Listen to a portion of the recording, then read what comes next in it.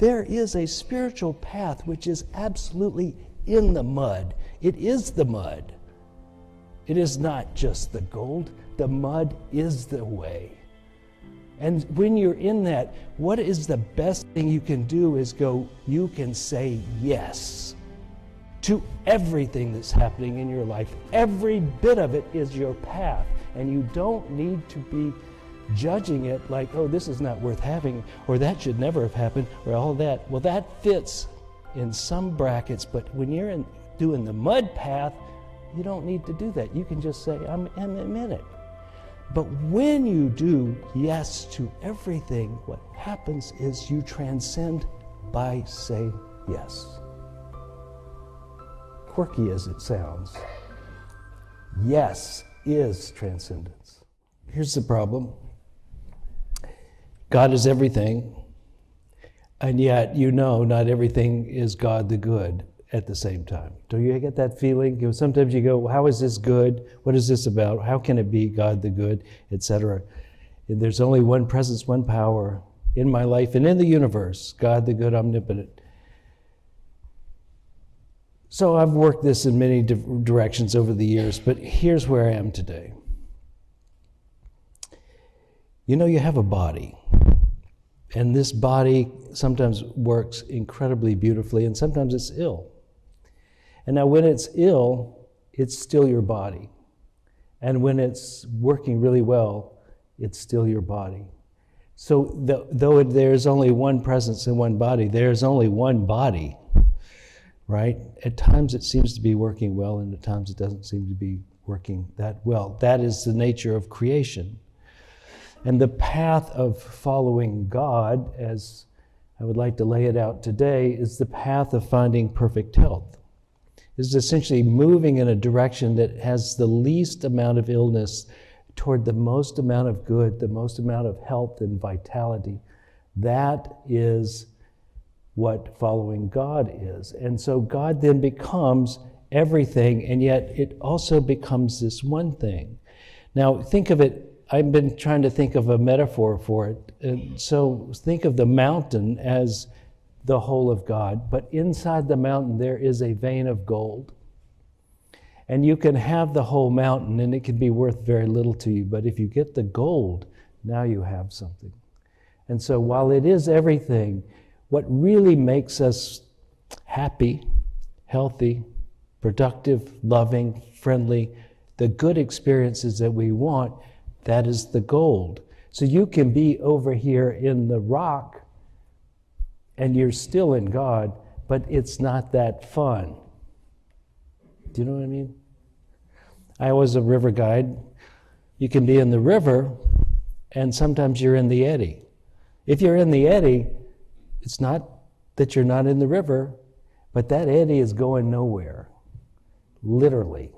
Around in circles, around in circles, and round in circles. And how many lifetimes, how many days at least have we just been in the eddy? And so the path of awakening, the path of finding what you're really looking for in this whole idea of the divine or God or spirit or transcendence, when you are looking for that, what you're trying to find is this gold, the main current, the real deal, however you say it.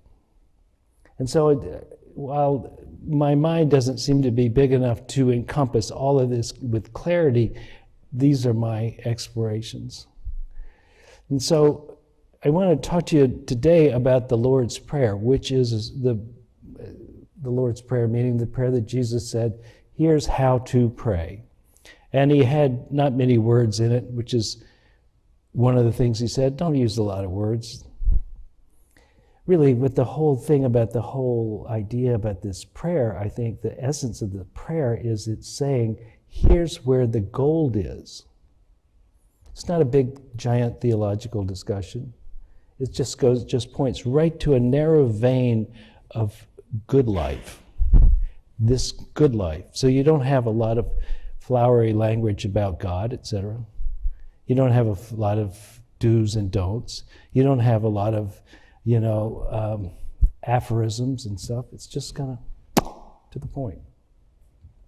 And the first, I think I'm going to assume most of you know it. But I'll do the whole thing at the end before we're done. And I'm really taking a lot of my cue from this writer, famous New Thought writer called Emitt Fox. He wrote, this text is really about the Sermon on the Mount, but he also includes his treatise on the Lord's Prayer. And so let's begin. Our Father. Our Father. So he says, Emitt says this, that essentially this is a two-word theological discussion that basically that lays out the nature of reality. That God, when you say our Father, you're talking about God. God is our Father. That means not the maker, not different from us, not separate from us, just as your children are not really different or separate from you. You are like your parents. You are an offspring. You are, like I said a couple of weeks ago, the acorn that falls from the oak tree. Inside you is packed inside you. It's the same potential in miniature that has been manifest as the oak tree. And so it is with God. God is your Father. Now, 21st century, it's not very inclusive language, but it was written a while ago.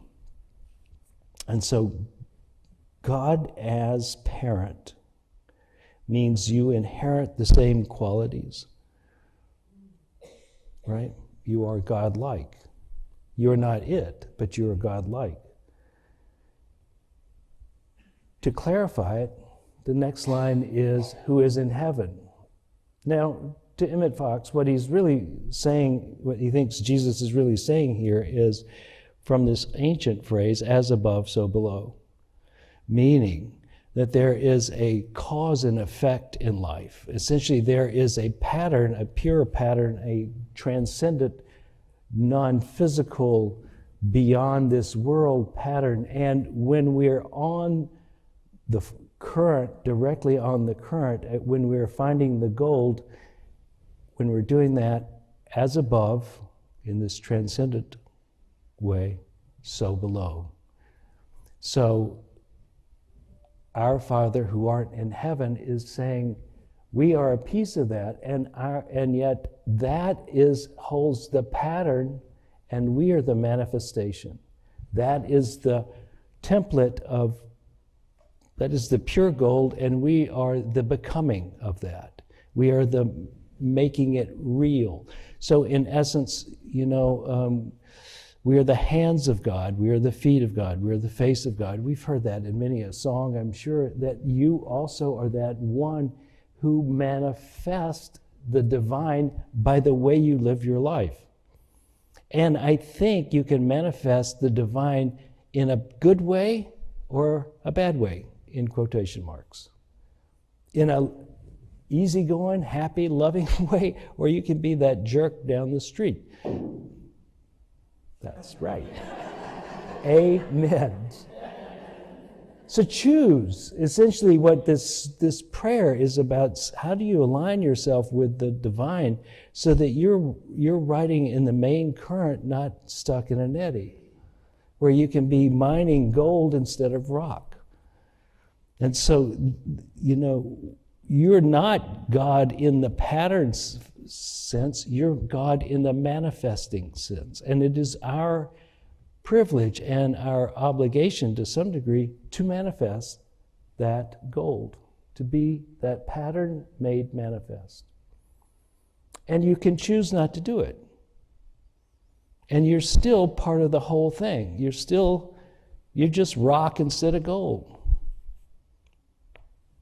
I've liked being rock until I didn't.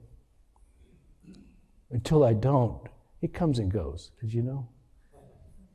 Because each one of us inherently have developed this idea that we are individuals and separate from God.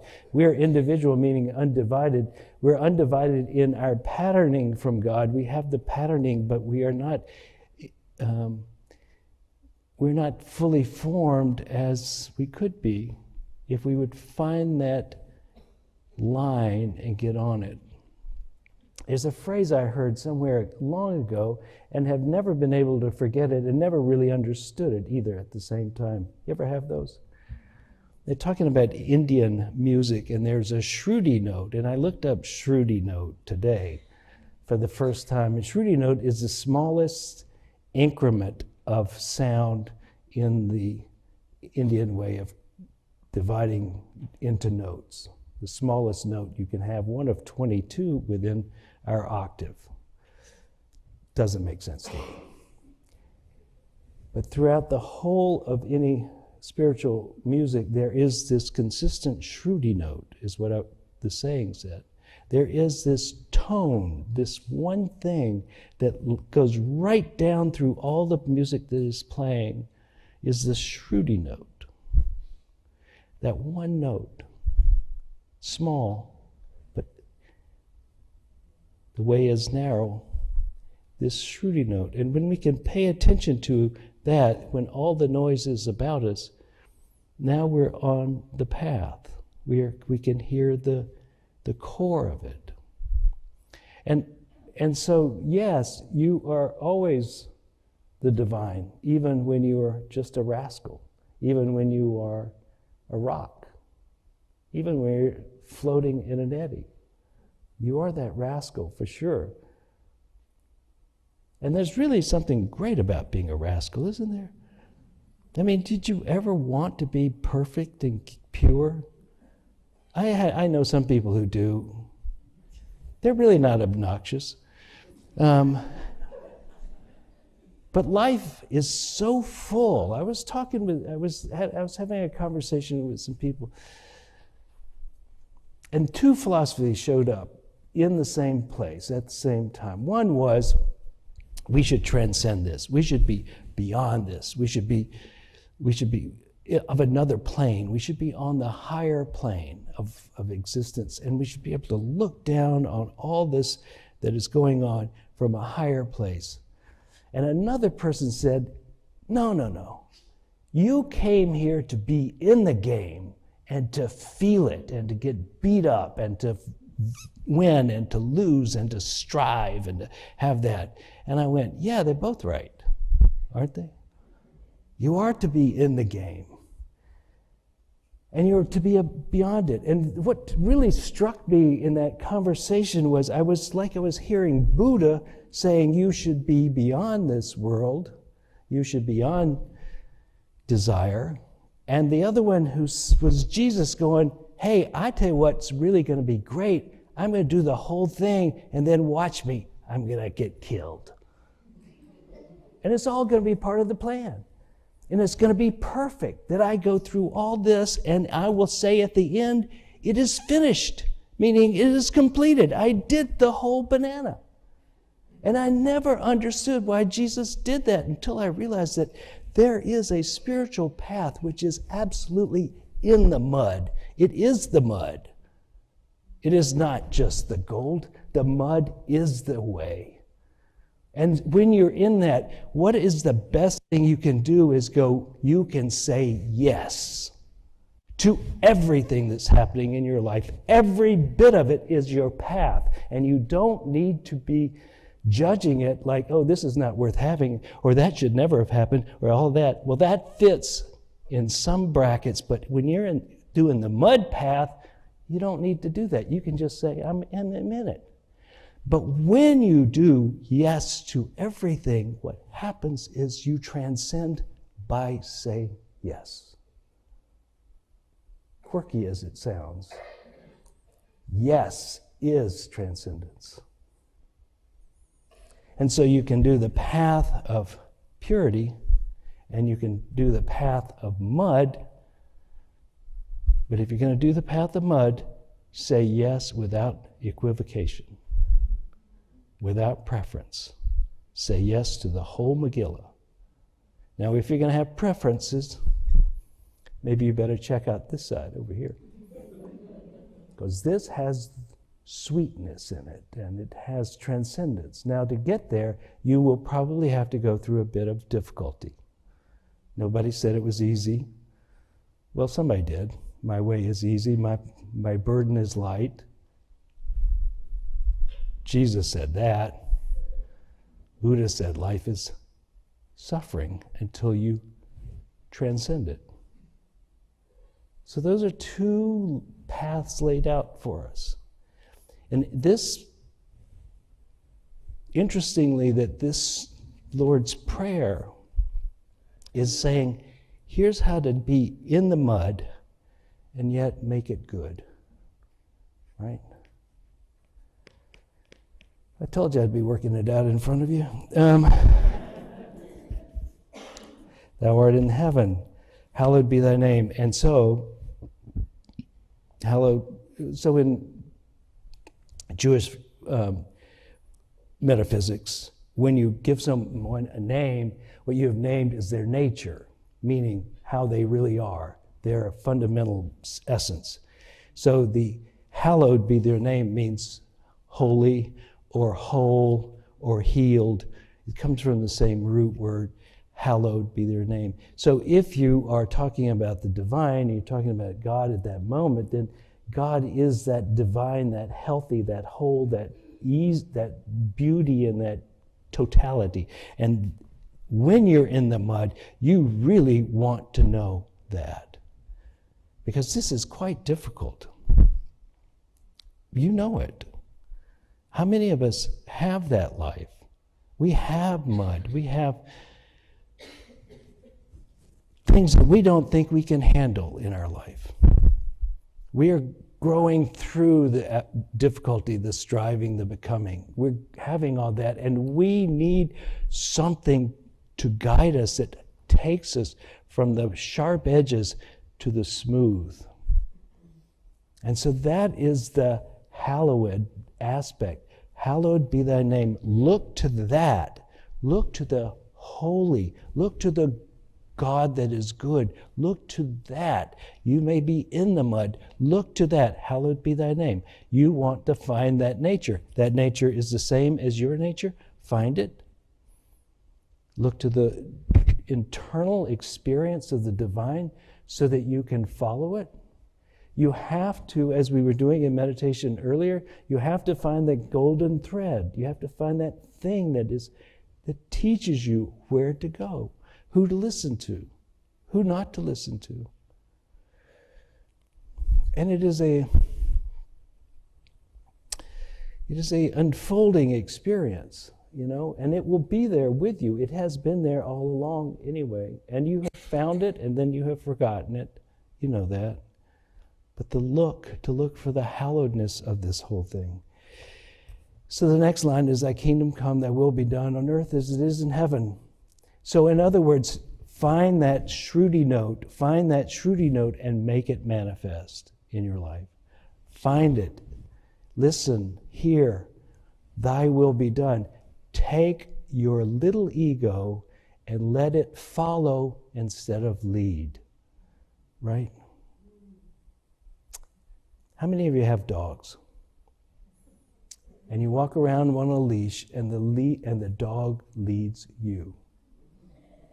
How much fun is that? I can't stand it, personally. Because they want to go over and smell somebody else's pee. Right? Then they want to smell somebody's poop over here. And then they go over here and then squirrel. Right? Your ego is like that.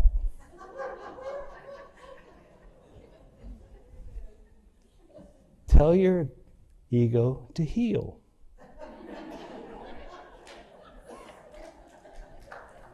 I'm the boss here, right? Thy kingdom come, thy will be done on earth as it is in heaven.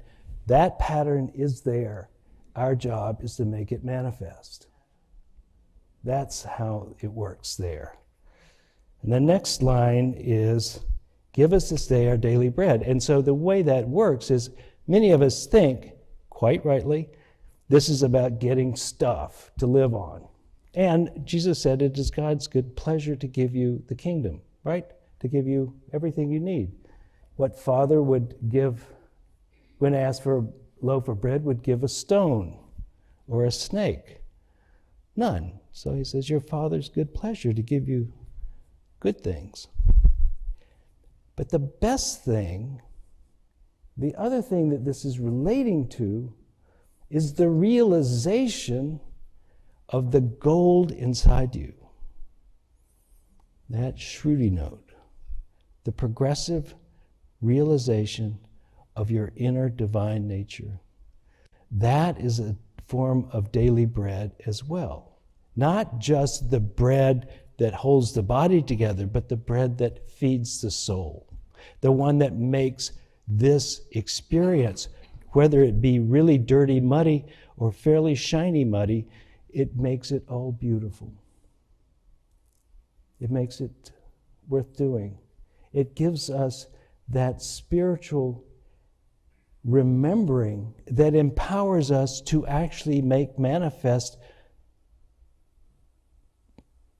the good, and sometimes by mere intent. When you're on that path, when you're deep, when you're right in the middle of the current, can't you just think a thing and doesn't it show up? How many of you have done that? You think of somebody and they call you, right? You're in that place of expandedness, and that in that expandedness you have influence beyond your skin. That is a beautiful place. You hear of gurus who say, go do this, and people leave and go do it, right?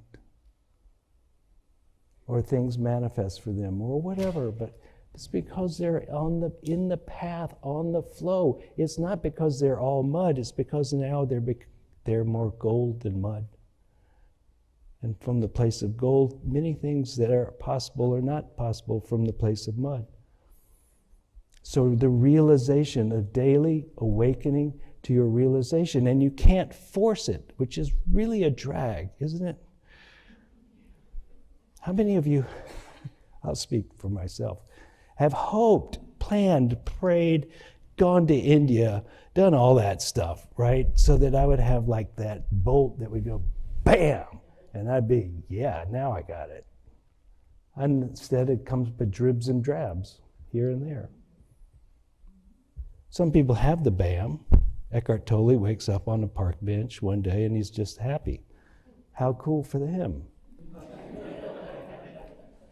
But most of us have to do it by daily bread, little by little, willing to do the things that we should do to set us up to have that experience, but cannot command the experience to happen.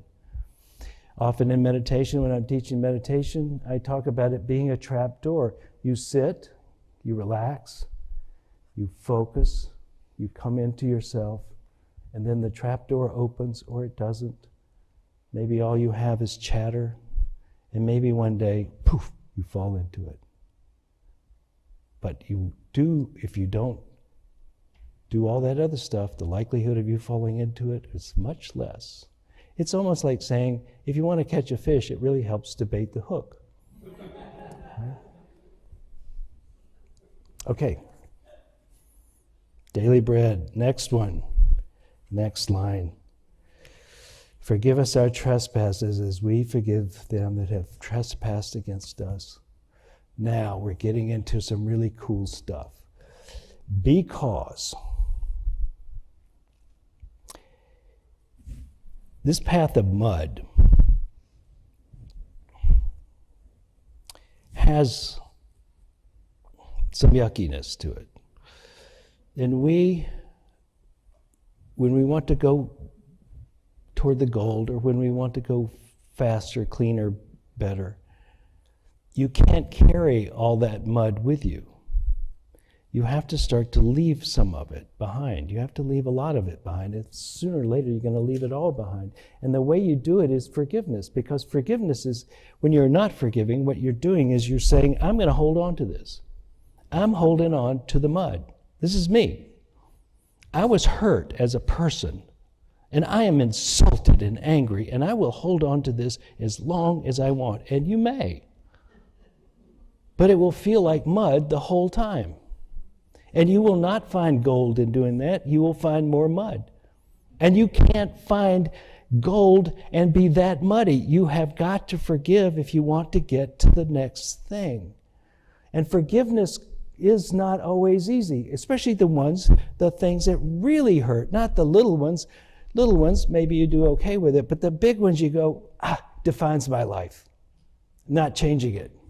I'm going to repeat that story in my head until I have it in my body. And once I have it in my body, I'm going to live it out because now it is ingrained in me. This is my pain. This is my loss. This is my frustration. This is how I was abused. This is whatever. And now it's in the body. And it is not easy to let go of once you've made it a pattern within the physical body.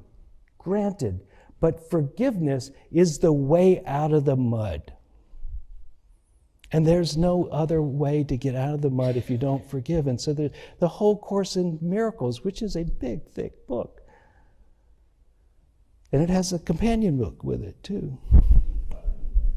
It's talking about how to forgive and the necessity of forgiving and the unreality of the fact that you were actually hurt in the first place because you're still gold and gold never gets damaged.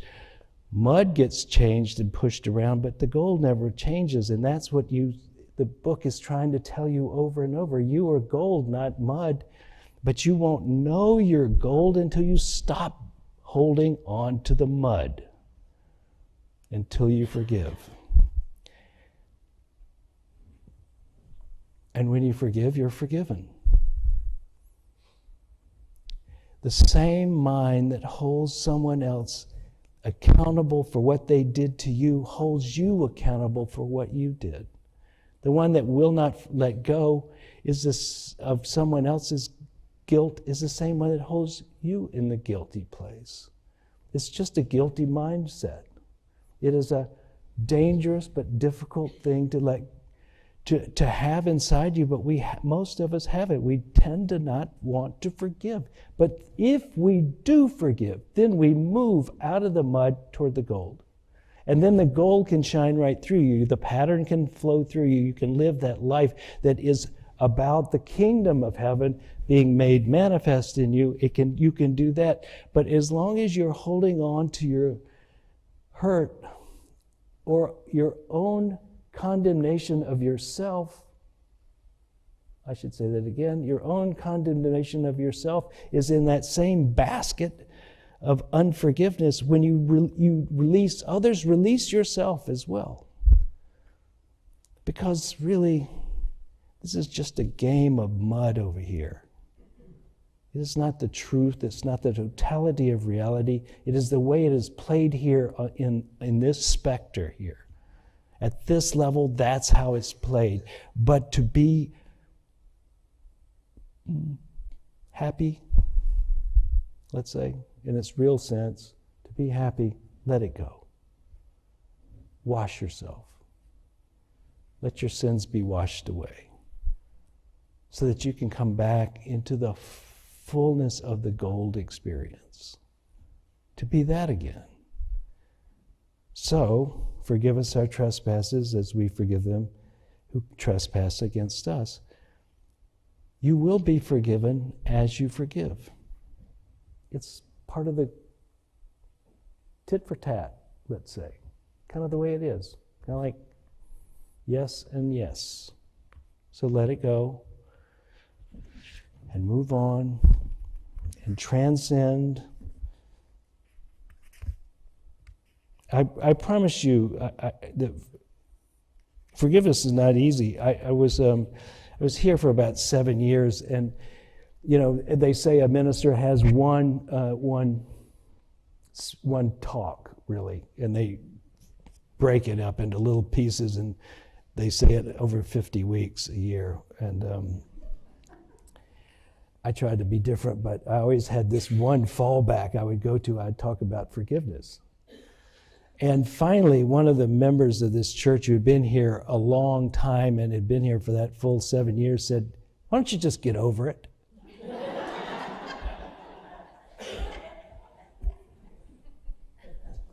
She was right. You can make it hard, you can make it your life process, or you can actually just do it and be done with it. And you will need to get it out of your body. You'll need to get it out of your body by living differently. But if you live differently, it will be gone. It will leave you. It eventually will leave you. Thine is the kingdom, the power, and the glory forever. And that's the promise. That's the promise of where we're going.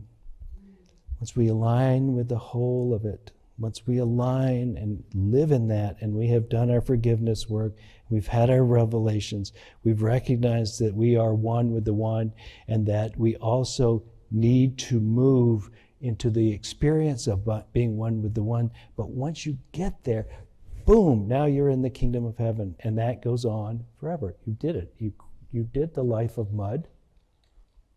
You've come to the life of gold. And that's yours. You've earned it. You don't have to go back. You can stay there. Now, one little piece of caveat. I was listening to Ram Dass, and Ram Dass, it was a speech he made in 1975, so a long time ago. And he was saying he had been a spiritual teacher for a while, but he realized he needed to go deeper, and because one of the things that he said was true is that when you rise up in your clarity and your purity, essentially, any failing becomes massive.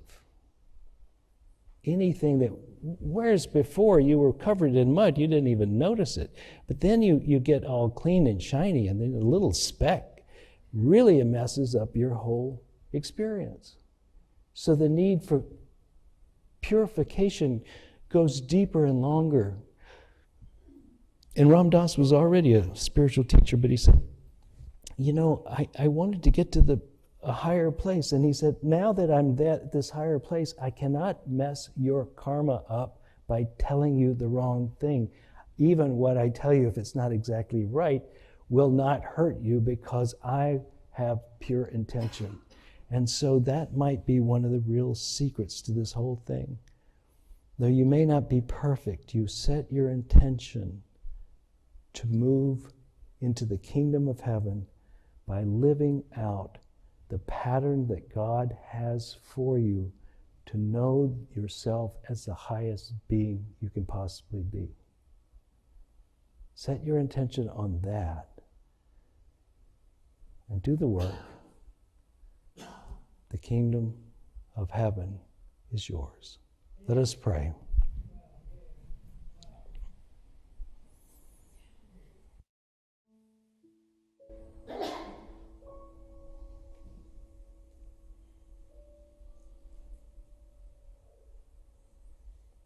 What do you want? Where do you want to be on this journey? Do you want to be a little muddy? Really muddy? All gold? Where would you like to be? Let us set our intent.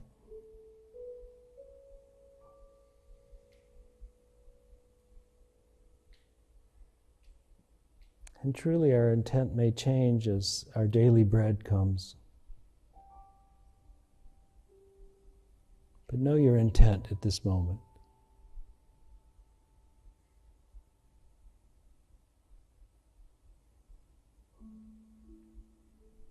Faith is the evidence of things hoped for. So let us have faith. And let us move in the direction of our intention. And in the end, and in this moment, let us shine. For you are gold and not just mud. And so it is. Amen. I hope you got something out of today's service. We intend to bring you things that will help you in your life become more of who you want to be, give you the freedom of forgiveness and the hope of expectancy that your life will unfold in a way that brings you joy, happiness, and is a contribution to the world. If you would like to contribute to this ministry, please go to unitytriangle.org, hit the donate button, and it will lead you into an easy way of doing that. We thank you for your attention and look forward to seeing you again here.